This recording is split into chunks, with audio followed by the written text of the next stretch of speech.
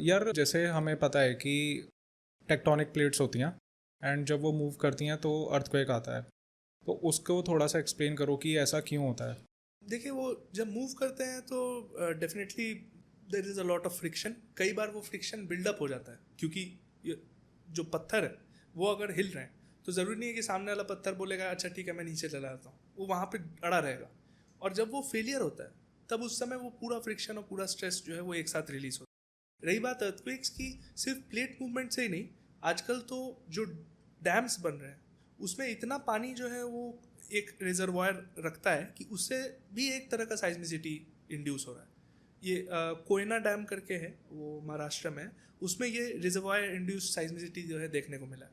तो okay. Earthquakes सिर्फ और सिर्फ प्लेट से नहीं, कई तरह के और परेशानियों से भी, जैसे हम मान लीजिए अब जो न्यूक्लियर टेस्ट हुए पोखरण में, उससे भी अर्थक्वेक आ रहा है। अगर कोई बड़ा सा कोलैप्स हुआ कहीं पे, तो वो चीज़ भी मतलब जैसे ला रहा है। लेकिन हाँ, मेजरली जैसा आपने कहा, प्लेट मूवमेंट जो है वो सबसे ज़्यादा अर्थक्वेक के लिए रीज़न है।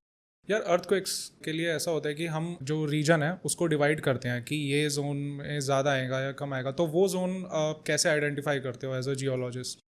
तो अर्थक्वेक्स का सबसे बड़ा परेशानी है कि थोड़ा सा प्रेडिक्टेबल नहीं है। हम लोग एक प्रोबेबिलिटी पे चलते हैं। तो अब हम लोग को पता है कि कहीं पे बहुत ज़्यादा बिल्डअप हो रहा है, जैसे हिमालय हमने बात किया कि और ऊंचा उठ रहा है, तो इसका मतलब कि वहाँ पे डेफिनेटली फ्रिक्शन और स्ट्रेस का बिल्डअप होगा।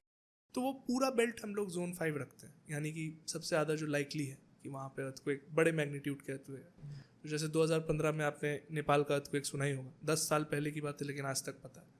तो उस तरह के तरीक़ों से कि हिस्टोरिक ट्रेंड क्या रहा है, किस तरह का वहाँ पे जियोलॉजिक टेरेन है, उससे हम लोग एक प्रोबेबिलिटी निकालते हैं। उस हिसाब से हम लोग उनको अलग अलग जोन्स में कैटेगराइज करते हैं। तो अभी जोन 2 से लेकर जोन 5 तक है। पहले जोन 1 और 2 थे, उनको मर्ज कर दिया गया क्योंकि उसमें बहुत कम डिफरेंस आ रहा था। तो इस तरह से अभी चल रहा है। तो अगर इंडिया की बात करी जाए तो सबसे सेफ एंड सबसे डेंजरस जगह कौन सी है अगर अर्थक्वेक के पॉइंट ऑफ व्यू से देखा जाए तो। देखिए, इंडिया का अगर बात किया जाए तो पहली बात तो जो आंकड़े हैं वो ये कहते हैं कि 59% जो है वो अर्थक्वेक प्रोन है। तो इसलिए ऐसा नहीं है कि कहीं कोई ऐसा जगह है जो बहुत ज़्यादा सेफ हो, लेकिन ऑन अ रिलेटिव स्केल जो मिडिल इंडिया है, जैसे मतलब जो मध्य भारत है और पूरा जो विदर्भ एरिया, मध्य प्रदेश और ये सब एरिया है, ये रिलेटिवली स्पीकिंग थोड़े से कम इनमें भूकंप आते हैं। यहाँ पे लोग जो होंगे उनको कभी महसूस ही नहीं किया होगा। लेकिन जो मान लीजिए कि हिमालय का पूरा बेल्ट है, फिर अंडमान है, फिर उसके बाद जो दिल्ली वाला एरिया, तो यहाँ पे अर्थक्वेक आते जाते रहते हैं। आपको दिखेगा कि मतलब लोग जो हैं वो यूज टू हैं, क्योंकि ज़्यादातर अर्थक्वेक थोड़ा सा कम रहता है मैग्नीट्यूड। लेकिन तब भी मतलब जो जब आते हैं अर्थक्वेक तो उनके साथ और कई सारे परेशानियां भी आती है साथ में, लैंडस्लाइड, आग लग जाना, फिर बांध टूट जाना और ये सारी चीज़ें। तो उस वजह से डेफिनेटली ये पूरा जो हिमालय वाला जो एरिया है वो थोड़ा सा ज़्यादा अर्थक्वेक प्रोन। यार अभी रिसेंटली न्यूज़ आई थी कि वायनाड में लैंडस्लाइड की वजह से मोर देन 300 पीपल मर गए। तो उसका क्या रीज़न था एज अ जियोलॉजिस्ट, आपने क्या ऑब्जर्व करा वहाँ पे। फ्रॉम माई अंडरस्टैंडिंग मेरे को ये दिख रहा था कि बारिश का जो एक फिनोमिना है जिसको क्लाउड बर्स्ट कहते हैं हम लोग, इसमें ये होता है कि बहुत कम समय में बहुत ज़्यादा बारिश हो जाना। तो केरल में वो देखने को मिला।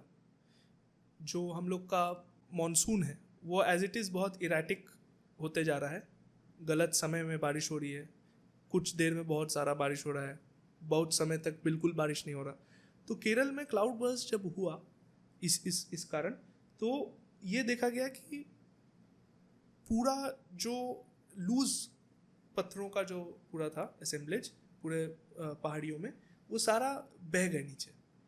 जो वहाँ पे मजदूर थे या जो भी काम कर रहे थे लोग और जिनके भी कस्बे थे वहाँ, वो सारा उस बहते हुए पत्थरों का जो मतलब एक तरह से नदी सा बन गया था, उस चीज़ से बच नहीं पाए और कई लोग दब गए उसमें, कई लोगों का घायल हुए, जाने गई। एंड बहुत दुख की बात है। लेकिन from geology point of view वो पहले से ही ऐसे जगह पे रह रहे थे जहाँ पे बहुत ज़्यादा खतरा था। उनको किसी ने बताया नहीं, या फिर उनको जानने के बावजूद वो वहाँ पे रुके। लेकिन होता ये है कि कुछ जगहें होती हैं जहाँ पे लैंडस्लाइड ज़्यादा होता है और वहाँ पे संभल के मतलब रहना चाहिए, या ऐसे ऐसे घर बनाने चाहिए जो लैंडस्लाइड से थोड़ा सा बचाव दे सके। अब ये लोग झुग्गी झोपड़ियों में भी रह रहे थे कई लोग, तो इनका बचना बहुत मुश्किल था। एंड बहुत दुख की बात है, बहुत कई 100 लोगों की जाने गई। तो क्लाउड बर्स्ट या वैसा टाइप का चीज़ ये तो होता ही रहा है। हम लोग का काम है कि इसको हम लोग कैसे जो मैनेज करें, जैसे कि इलीगल माइनिंग हो रहा है वहाँ पे या फिर इलीगल इंक्रोचमेंट हो रहा है, ये सब को हम लोग को मैनेज करना ज़रूरी है ताकि आगे जाने बच सके। यार आजकल देखा जाता है कि फ्लड्स काफ़ी ज़्यादा आ रही हैं। इनफैक्ट अभी जैसे रिसेंटली न्यूज़ में आया था कि दुबई में काफ़ी ज़्यादा बारिश हो गई एंड वहाँ पे भी फ्लड जैसे हालात हो गए थे। तो ऐसा क्यों हो रहा है, मतलब सडन चेंज हो रहा है ये एनवायरनमेंट में?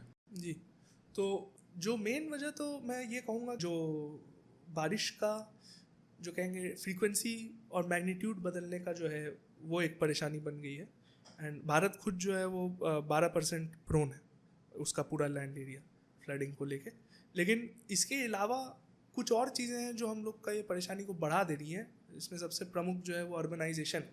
कई जगह कंक्रीट बिछ गए हैं, कई जगह जहाँ पे पानी जो है वो घुस जाता था, मतलब खेतों में और मतलब जैसे ज़मीन में चला जाता था, उसको अभी जाने का रास्ता नहीं है। कई जगहों पे जो ड्रेन है वो प्लास्टिक से क्लॉग्ड है। तो ये सब की वजह से ये परेशानी जो है और बढ़ ही गई। मैं कहूँगा कि सिर्फ कुदरती नहीं, ये ह्यूमन मेड प्रॉब्लम भी अब बन गया। तो इसको डेफिनेटली इसको हैंडल तो करना ही होगा।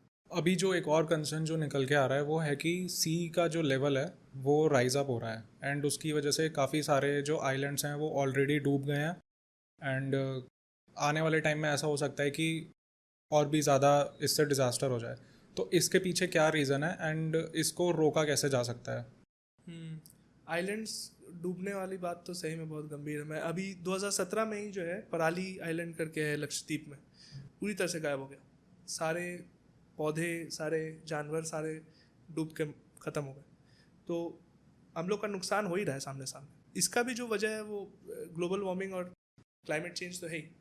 जो आर्कटिक और एंटार्क्टिक बर्फ़ जो है वो डेफिनेटली वो पिघल के जो है सी लेवल को बढ़ा रहा है, क्योंकि सागर है उसका तो एक बेसिन है। अब वो उतना ही कैपेसिटी रखेगा, लेकिन आप बाहर से और पानी उसमें डाल देंगे तो बढ़ते जाएगा। तो डेफिनेटली हम लोग का बहुत घाटा भी हो सकता है, क्योंकि करीब 20% भारत की जनता जो है वो कोस्ट एरिया में रहती है। तो वो भी एक बहुत कंसर्न है कि ये सी लेवल राइज जो है इसको कैसे अब किया जाए। कई लोग बांध बना रहे हैं, सी वॉल्स, कुछ लोग रेत के बोरे जो है स्टैक कर रहे हैं और ये सब, लेकिन ये सब बहुत शॉर्ट टर्म मेजर्स हैं। तो अभी ऐसा लग रहा है कि इसको धीमे किया जा सकता है, रोकना थोड़ा मुश्किल है।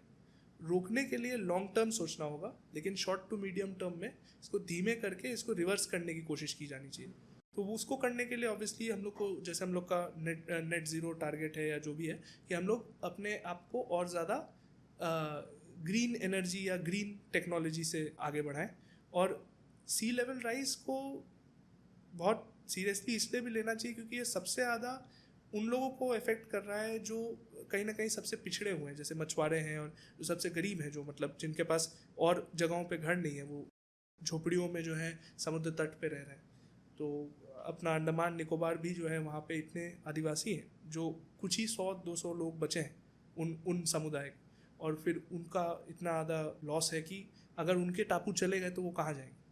तो डेफिनेटली इसको सीरियसली लेना पड़ेगा। एंड मेरे को लगता है कि सबसे ज़्यादा ज़रूरी है कि जो हम लोग का, जो प्रधानमंत्री ने भी जो बोला है, हम लोग को कुछ टारगेट्स हैं कि हम लोग को अपना कार्बन डाइऑक्साइड जो एमिशन है उसको कम करना है, उस चीज़ को हम लोग फॉलो करें सबसे पहली बात।